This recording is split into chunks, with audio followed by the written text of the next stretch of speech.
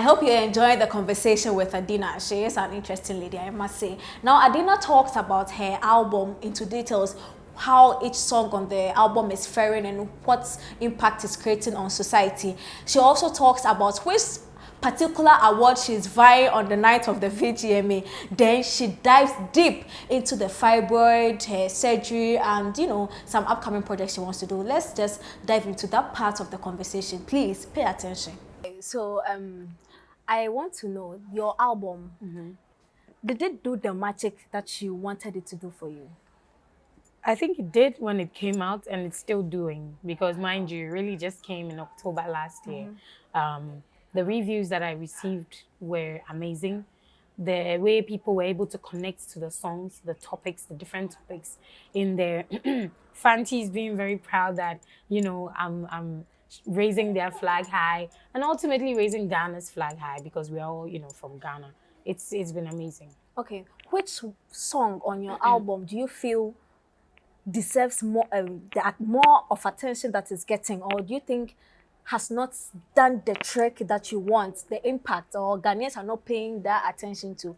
Which one of it, or all of it, has received the necessary or the attention you expected it to get? So the thing about the album is we made it such that everybody would walk away with at least one favorite, at least. Okay. So the album is for everybody. So we can't even put, pinpoint one to say this is why I think people are not paying attention to, because I do accept the fact that you might vibe to what song did you mention?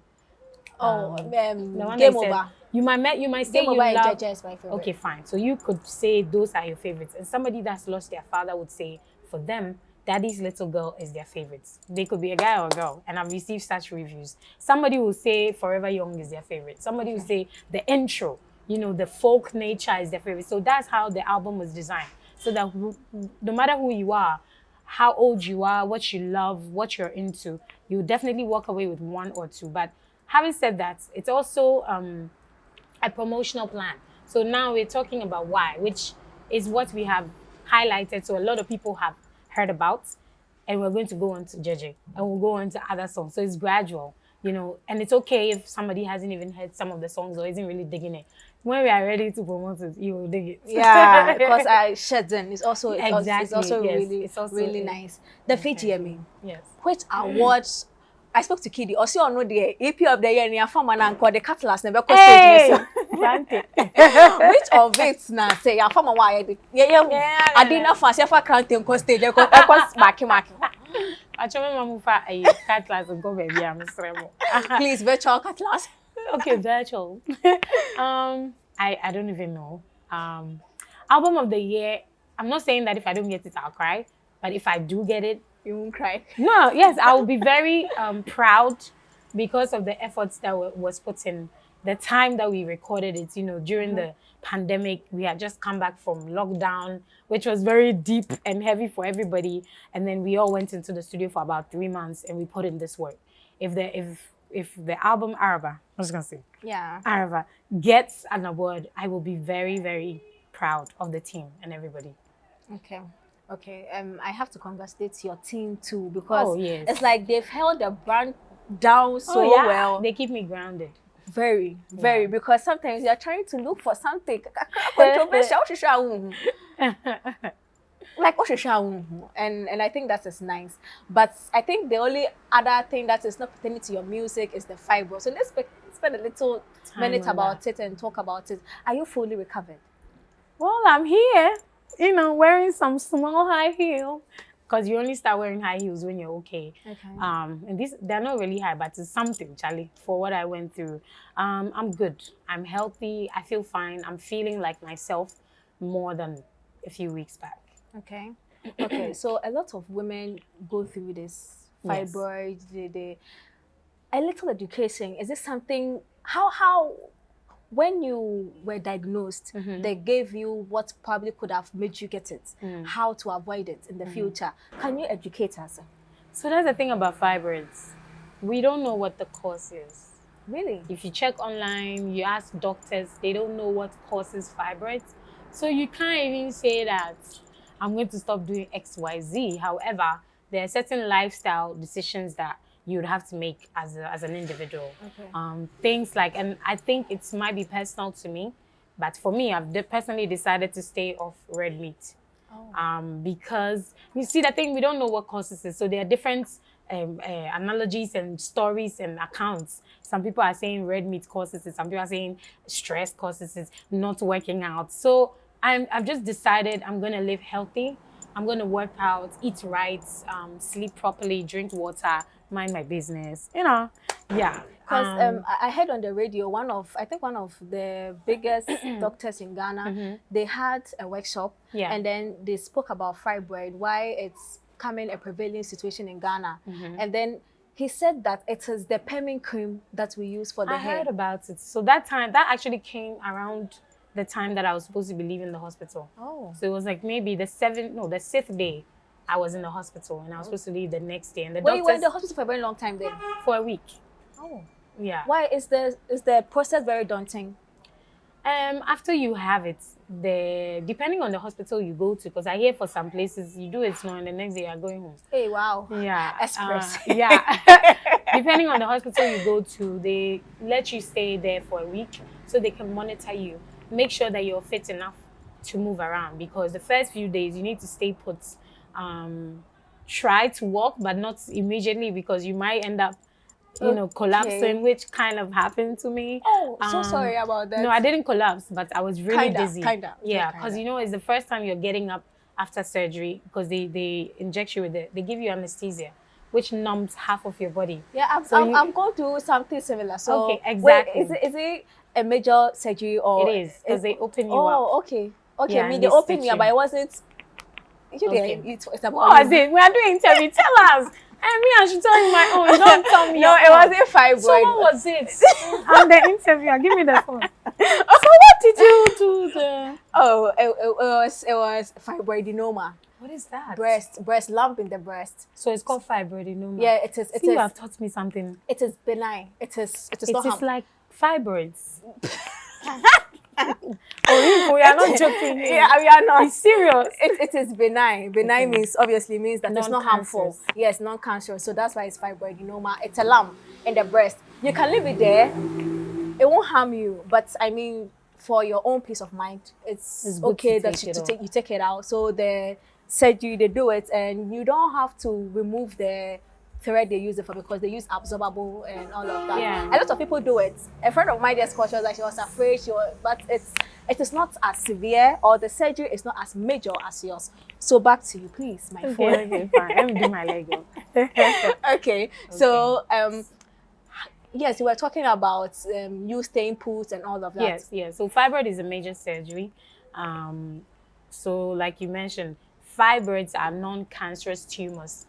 Found in women, particularly Black women. So it's very, very common in Black women.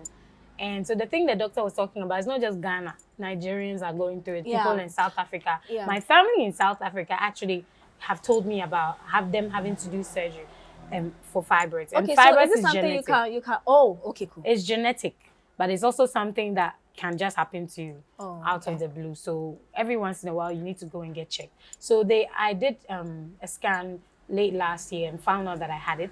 And I went to the hospital to get a scan. And they told me that I had very huge fibroids in me. And I'm not really, big. So I was kind of shocked, especially after the fact when I went to my road manager to go and look at the fibroid. It was very big. Oh, wow. And it was shocking that all those things were inside of me.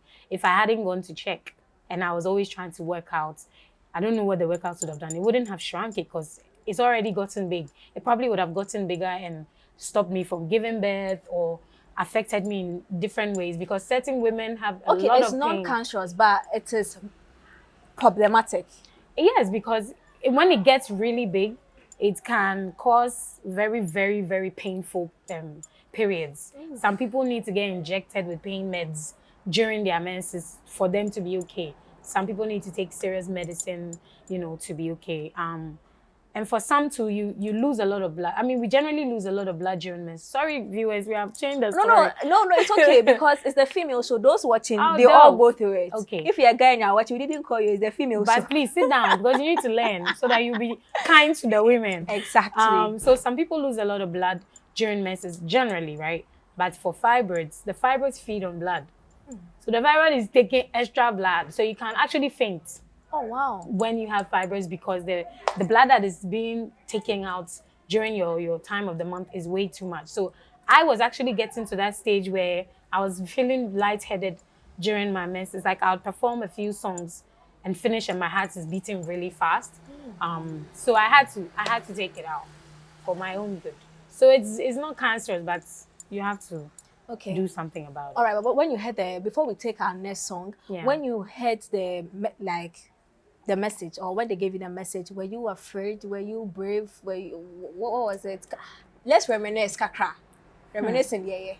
I got emotional. I think that's the best word, because I don't even remember the... Wait, which emotion? It was a mix of different emotions. Okay. I was angry at some point.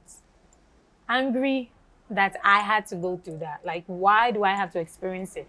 It's common in Black women, but it's not every Black woman that's going through it. I'm an artist. I need my figure to be a certain way. And I'm doing things right. Like, I would say that I'm a good person. So why is this happening to me? Yes, it's even in my family, but why am I going through it? You know what I mean?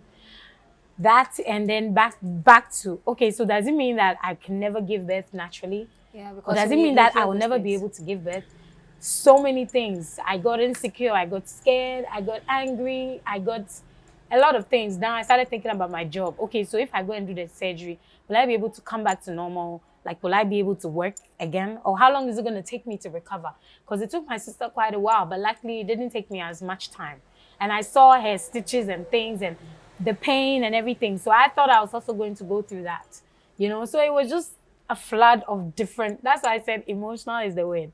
Until I spoke to the doctor that was going to work on me. It's a lady. Shout out to you, Dr. Ya. And she had long conversations with me. And she was telling me about it, the fact that it's very common. It would shock you the number of fibroid surgeries we do in a week. The statistics. I was like, sir. So it's not just me. So it's not like somebody is trying to punish me or anything. Oh, no, come on. You would think it, you know, even if it's not the case, once you hear something has happened to you, that's true. You're like, oh, but why? Like, you know, so I went through all those emotions and I finally was able to put myself together to say, you know what? I'm ready to go and do this surgery. I'm hopeful that it will be successful. I'm prayerful. It drew me closer to God.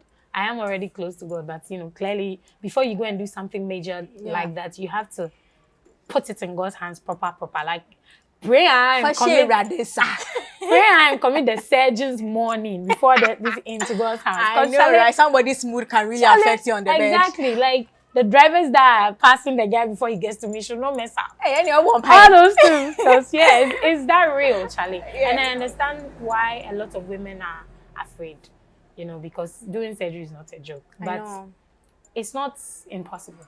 And I just want to spread hope. I'm starting a campaign called Beautiful Inside. Oh, you will talk about that. Let's just get some music to cool everybody down. Please calm down. Don't be afraid. Drink some water. Drink some water. What's the next song on your list? Sina Soul, Die For You. Die For You. Please, she didn't die for us. Or she didn't die for God of anything. So let's take a song from Sina Soul. One play. At class to your music.